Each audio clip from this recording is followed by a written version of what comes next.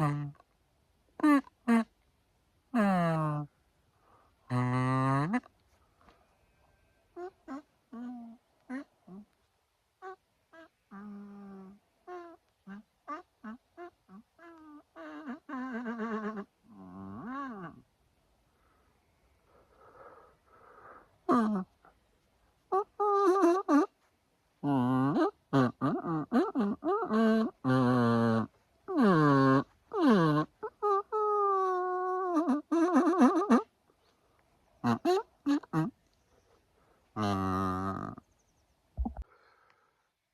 I've started trying to make these films on my morning walks.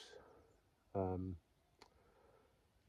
watching the sunrise, one foot in front of the other, plodding along, partly for kind of health, get a bit more exercise, partly to keep my brain straight because I feel like I've got a lot of things to worry about and focus on, and also to get ideas for this neuroqueer movie, which is kind of hard to conceptualize.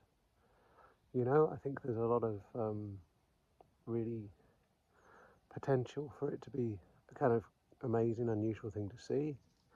I think there needs to be that kind of a documentary aspect, this kind of zero budget punk rock cool aspect, which could come from a sort of low budget horror vibe, or a kind of gritty urban thing, or a weirdo sort of new folk rural thing. There's just like a lot of possibilities.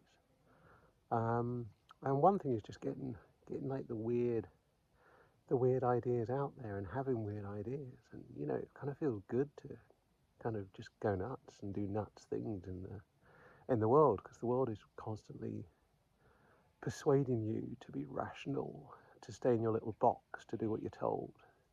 That's the machine of capitalism, of industry, of government. Stay in your little box, do what you're told.